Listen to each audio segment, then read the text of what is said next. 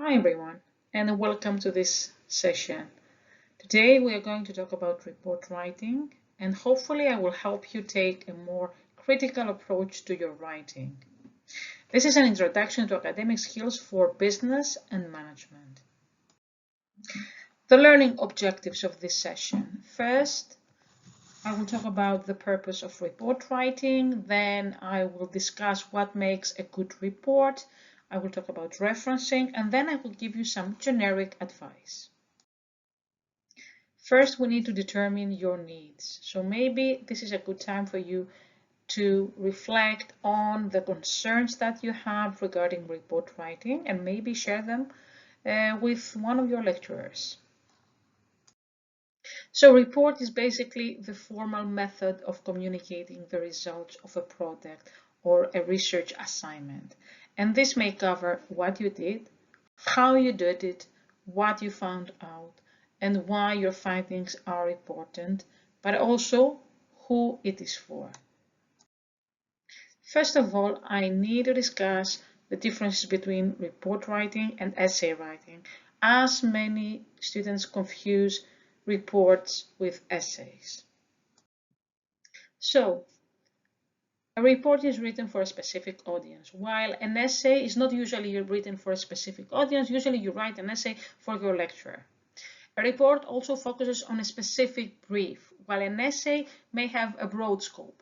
So you will need to interpret and define the question. So, reports. You don't write reports only for your lecturer to read, but also for an imagined client in the business world. So the language that you use should be clear and as direct as possible, as you need to imagine that you are writing for very busy people who don't have a lot of time to read reports, especially lengthy ones. Also, you need to be respectful because basically your reader is your client or your employer. But you also need to be authoritative because you are the one with expert knowledge. You are the expert, so you know best. Essays, in contrast, in terms of essays, in contrast, your reader is your lecturer or your tutor. So the relationship with your lecturer is basically that of an apprentice with a master. So reports and essays are similar in that the writing must be based on analysis and critical thinking. Also, the expression that you use must be clear and precise and without grammatical error.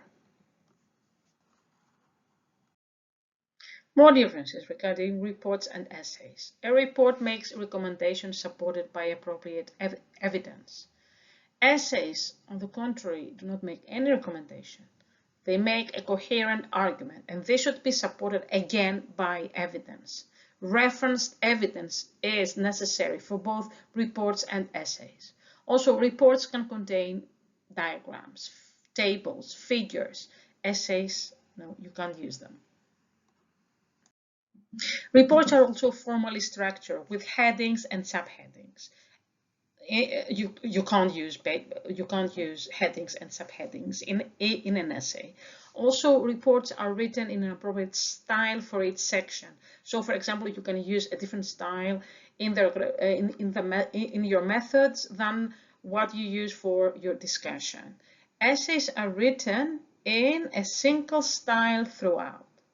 So in a report, you can indicate the structure clearly by using subheadings for each section. Each section has a distinct purpose. Sometimes the reader also may want to read one section of your report only, so each section must contain the type of information the reader expects to find in that section. Please remember, these are very busy people, okay? Also, each section, as I told you, can have its own style. So you can, for example, use a different style when you present your recommendations. Reports differ from essays in organization, in terms of organization. In an essay, you are required to develop a logical argument in response to a particular question.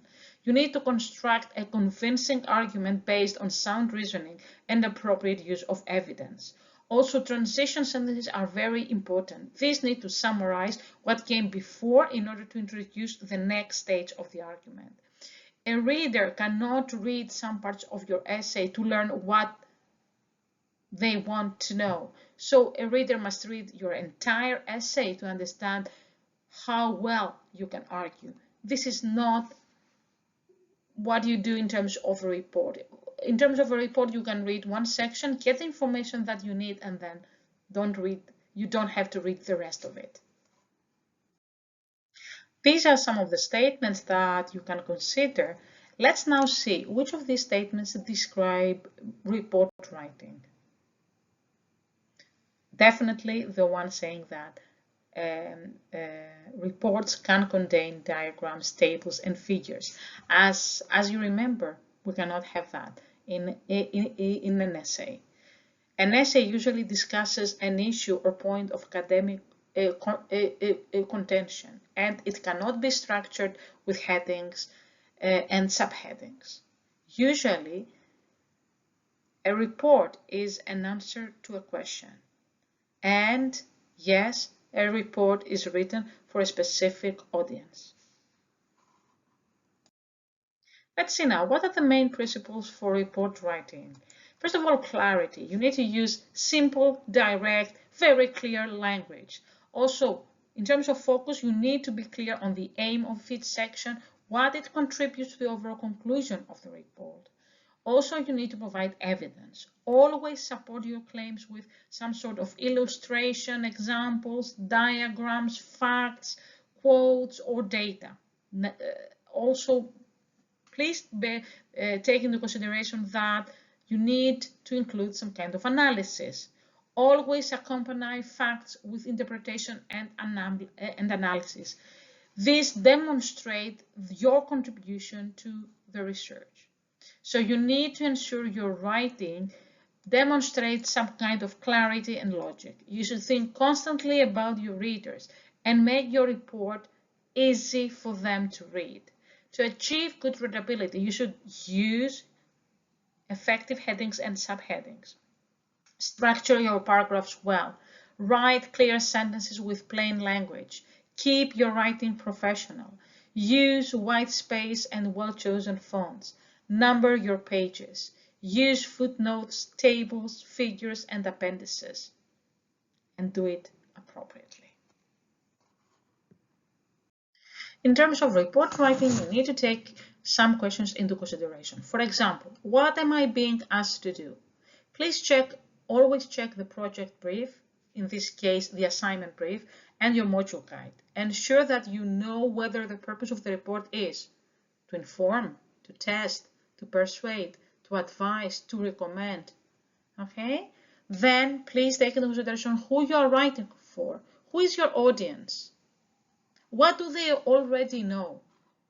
Also, what you need to do is to use mind mapping or brainstorming to generate some ideas. So, also, please read the assignment brief very carefully and highlight keywords. These keywords should prompt ideas to form in your mind. So make a note of the ideas as they happen. Don't worry about the order of importance at this stage. Let your ideas flow. Pattern notes are particularly useful. Please keep the main topic in the middle and let ideas or factors radiate out. Okay? Once you have generated a mind map, you may wish to rewrite into a logical order. Rank the more important points first and group related points. If you don't know much about your topic, you may leave it at the mind mapping stage and write your notes in a more logical flow once you have read around on the topic. So definitely you need to gather evidence. You may include some secondary sources of information, such as textbooks or journal articles, providing literature review or commentary on a topic. But reports usually require reference to primary sources, so you need to use original data, such as statistics, financial data, and research trial results. These data can be obtained from various sources: journal articles reporting primary research results, government websites such as Office for Financial Statistics, London Stock Exchange, company websites, other quality websites. Some more questions that you need to take into consideration when writing a report. Why am I being asked to do it? You will need to make recommendations based on your findings. How does my audience want the information presented? Check the guidance.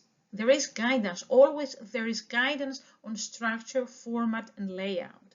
And this also includes the word count. Please take that into consideration. Finally, when does my audience want the report? There is a deadline. Please submit your work before that deadline, at least a day in advance if you can. So these are some information regarding the assignment submission deadlines. You will find this kind of information in any module. So you need to take that, into consideration. And also what you need to take into consideration is your brief. For example, if we have a look at this brief, you can see that a report is needed. We can see here the word count, and then 1, 2, 3, 4, 5 questions.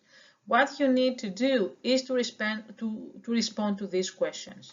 You are going to use about 400 words for each one of these sections. So for each one, you are going to respond to each one of these requirements by using an appropriate section, and this section needs to have a heading or a subheading that will reflect in a way the content of this specific section.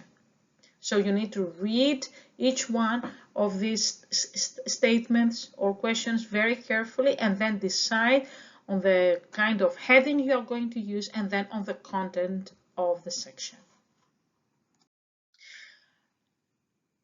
Generally, the structure of the report is the following. So a report usually, but not always, includes an abstract or an executive summary, then a table of contents, an introduction, a section on methods or procedures, results, discussion, conclusion or recommendations. Then you need to add your reference list, and finally appendices if you have any.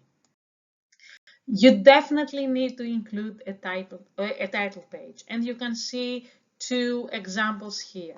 So your title page should be brief but descriptive of the project. It should also include basic information such as the date of completion of the report, the authors, the organization you work for, or in this case the university, and the subject. You need also to include the title of the report. Since you are a student, please include your name and ID number. And finally, your tutor's name and date. So, executive summary. Usually, we have an executive summary or abstract in report writing. This provides a brief overview of the entire research and findings. You definitely need to include one in your capstone project. You can see an example of an executive summary here. So the executive summary follows the title page and should make sense on its own. It helps the reader quickly grasp the report's purpose, conclusions, and key recommendations. You may think of this as something the busy executive might read to get a feel of your report and its final conclusions, and decide whether he wants to read the whole report or not, if it's worthwhile or not. So the executive summary, please bear in mind that it should be no longer than 1 page. Also, it differs from an abstract in that it provides the key recommendations and conclusion rather than a summary of the document. And then you need to include a table of contents. Even if this is not mentioned in your criteria, it is useful to have to signpost to your lecturer. You can see a table of contents on this slide. So the table of contents follows the executive summary on a new page. It states the pages for various sections. The reader then receives a clear orientation to the report as the table of contents lists all the headings and subheadings in the report. These headings and subheadings should be descriptive of the content they relate to, as I mentioned earlier. Next, we have the introduction. The introduction basically gives the purpose of the report, its aims and objectives. So it sets the stage for the reader, it gives the context for the report, and generates the reader's interest. Also, it orients the reader to the purpose of the report and gives them a clear indication of what they can expect.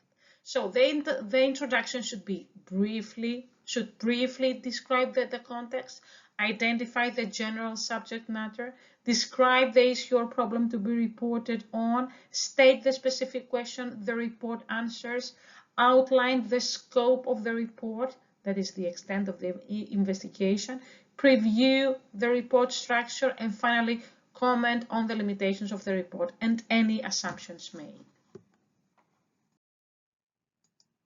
So, next comes the section on the methods and procedures. This describes what was done to collect evidence, and then you have a section on results. This presents the factual data stating what has been achieved. You will not necessarily have all these sections in all reports. The assignment question will often indicate which sections you should have. So please use a heading and/or number for each section.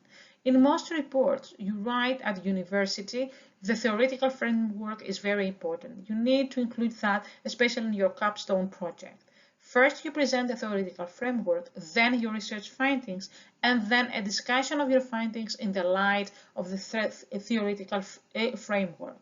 Your findings are facts, but your discussions are opinions. So your language should reflect this difference. This section has only one job, which is to present the findings of your research as simply and clearly as possible. Please use the format that will achieve this most effectively. For example, use text, graphs, tables, or diagrams. When deciding on a graphical format to include, please think about how the data will look to the reader. Choose just one format. Don't repeat the same information. For example, don't use both a graph and a table to say the same thing. Label your graphs and tables clearly.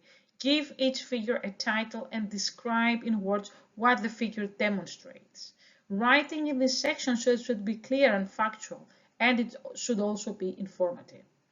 Save your interpretation of the results for the discussion section. So here we come to the discussion section. The discussion section basically considers what could be done with the research findings. And then finally, you've got the conclusion and recommendations. There you make recommendations for action and you summarize your most important points. Regarding findings and discussion, the discussion is the main part of your report and should present and discuss your findings.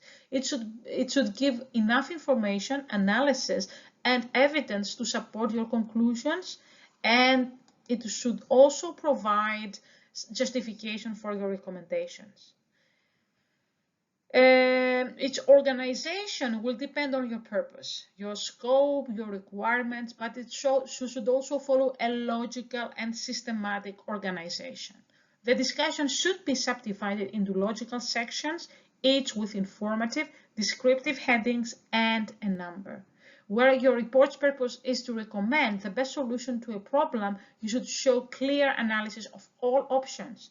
You should explain any analytical framework you used, such as, for example, the SWOT or cost-benefit analysis, and this analysis of options can often be presented effectively in tables.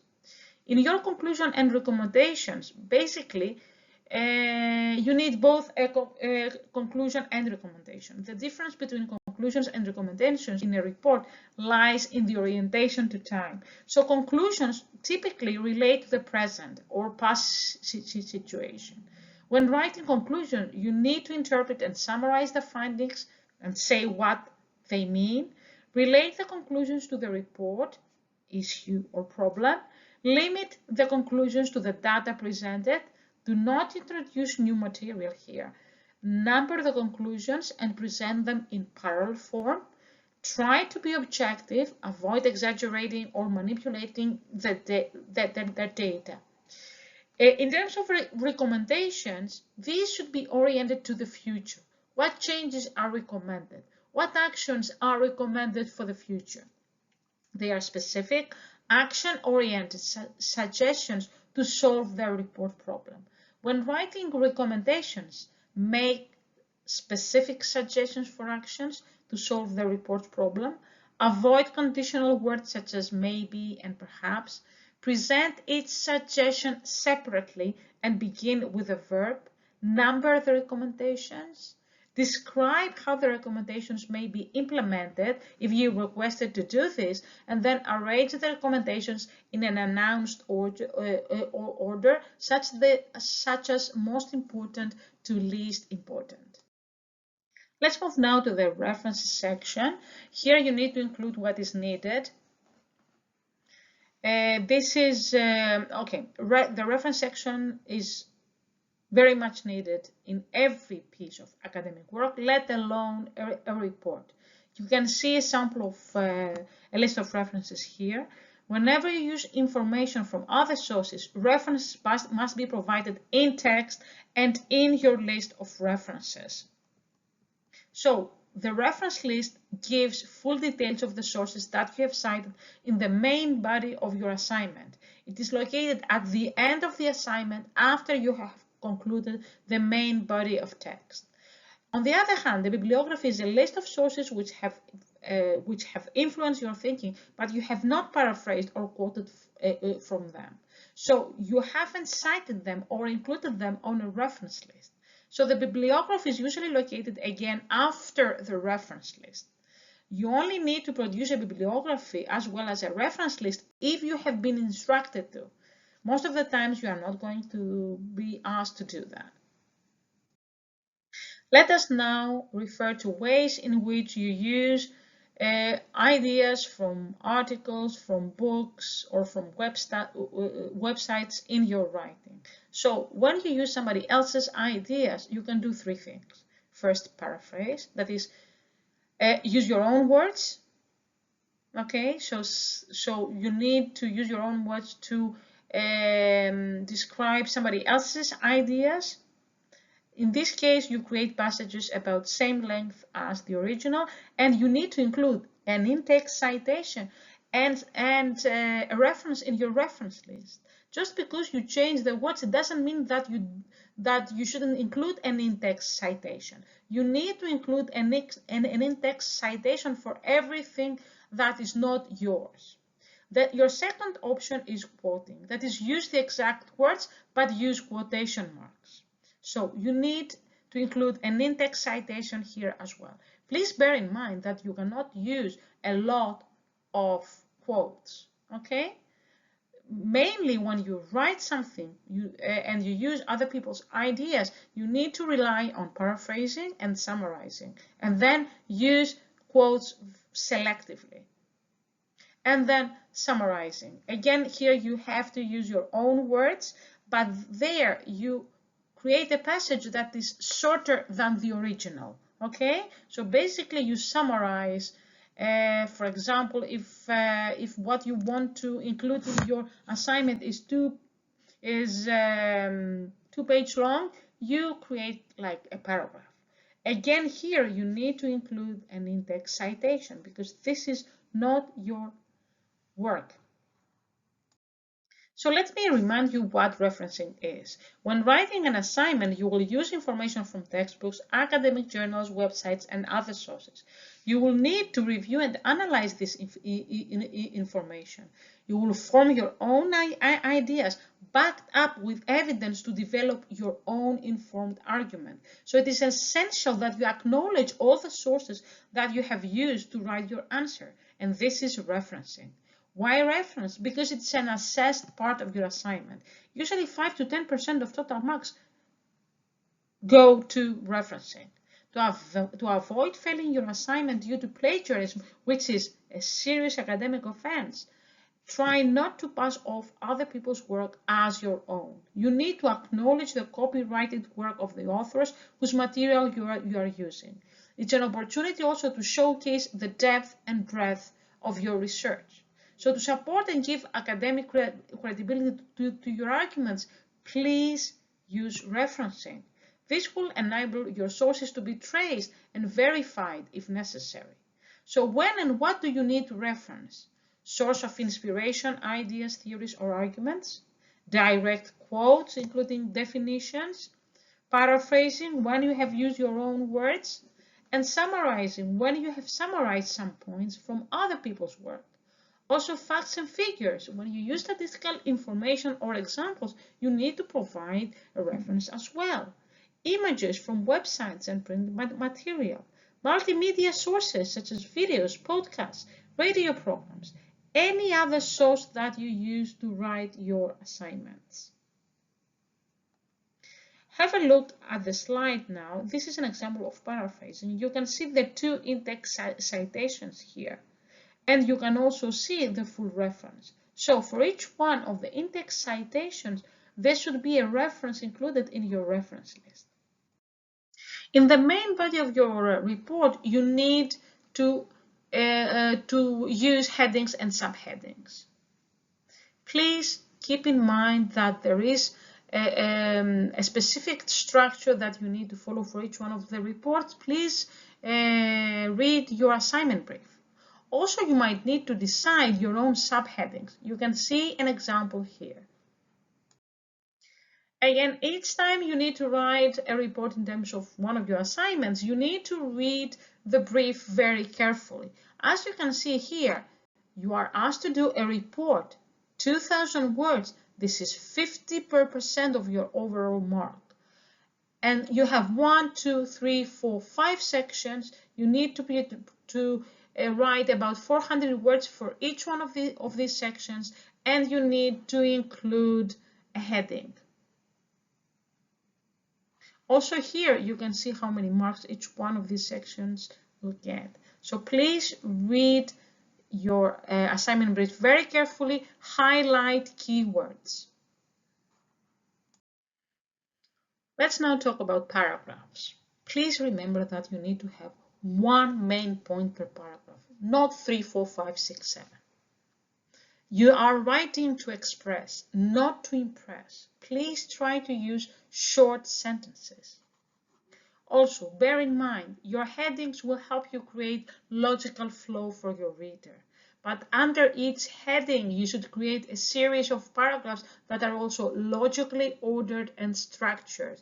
Paragraphs should be ordered in a logical sequence, beginning with the most important material first. Within your paragraphs, you should also use a structure that helps your reader. Each paragraph should begin with a topic sentence that states the main idea or topic of the paragraph. Typically, a paragraph will have 100 to 200 words and will have the following structure. Topic sentence states main idea of the paragraph. Explanation center explains or expands on the topic sentence. Support sentences give evidence for the idea in the topic sentence and include statistics, examples, and citations. And finally, concluding sentence. This is an optional final sentence that answers the questions, so what? This is your opportunity to show your critical thinking ability, and we want to see that. Remember also to link your paragraphs well. The first sentence, usually the topic sentence, is a good place to make a link between paragraphs. One of the most common ways to link paragraphs is to use the principle something old, something new. This means you will include a word or phrase that contrasts the topic of the previous sentence with the topic of the new paragraph.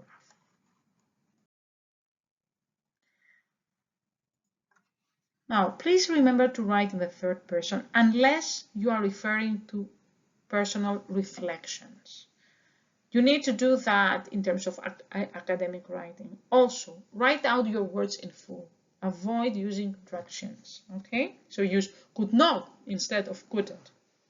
So another way of ensuring appropriate tone also is to avoid terms that may be interpreted as offensive to ethnic or other groups, and you need to use an appropriate tone for your reports.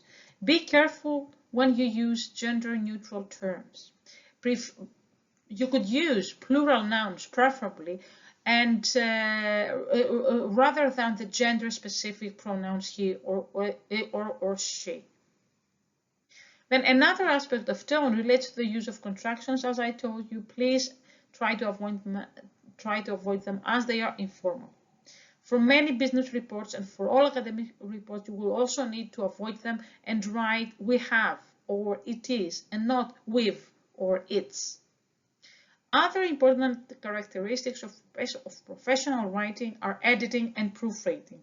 Please leave time between editing and proofreading.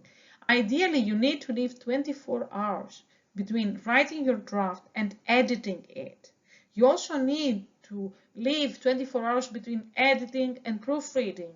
Leaving time between these stages of the writing process allows you to detach yourself from your writing and put yourself in your reader's shoes. So when editing, check for illogical structure, missing headings, irrelevant or missing content, unnecessary content, redundant phrases or words.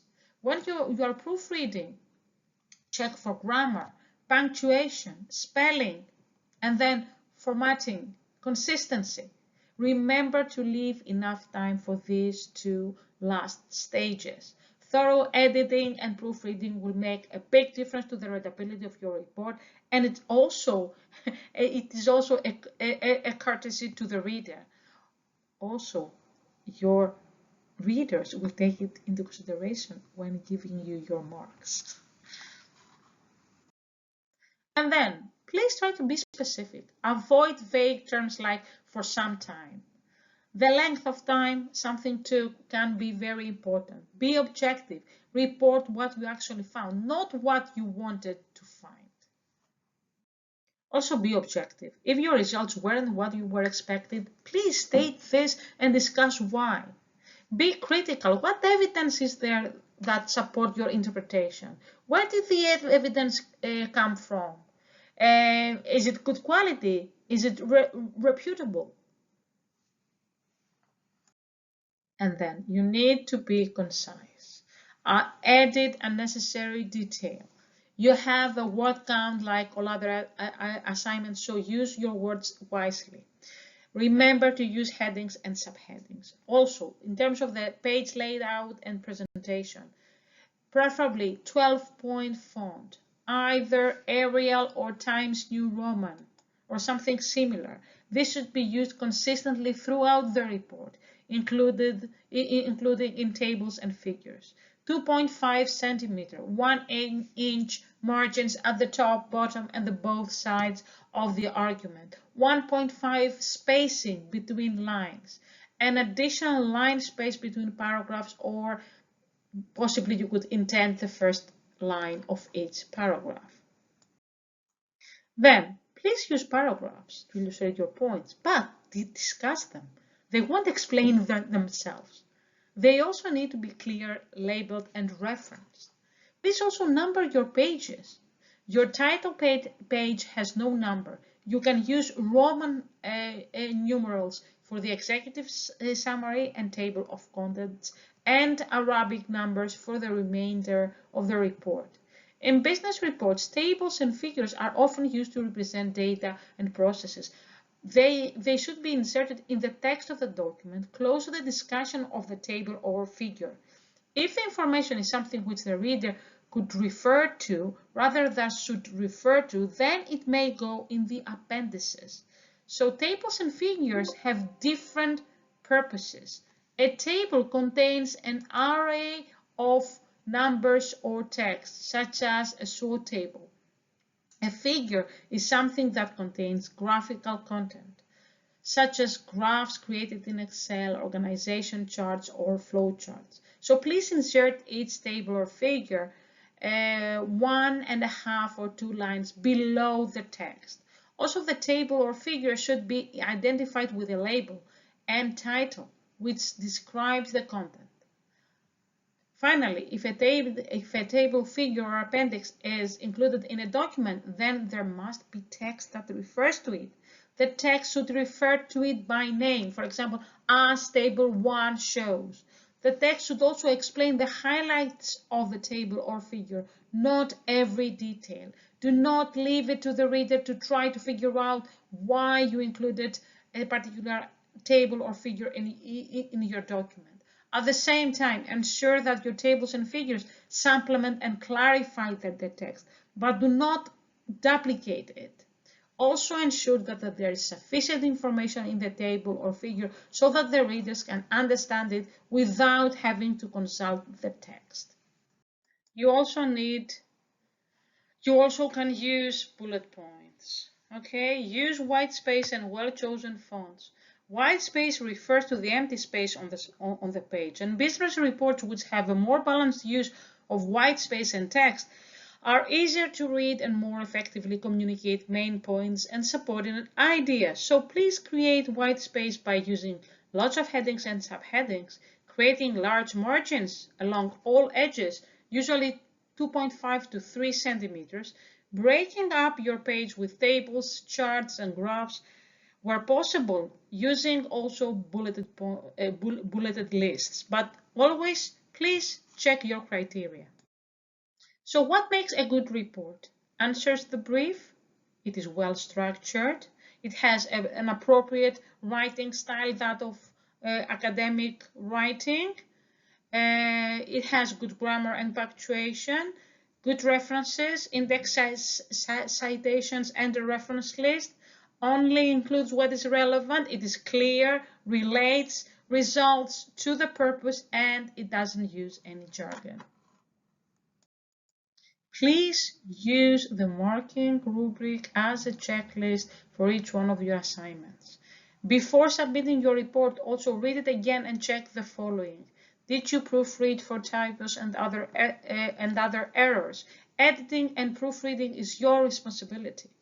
Does the report answer the question it was meant to? Have you included enough evidence? Is it logical in presentation and structure? Are the page and heading numbering correct?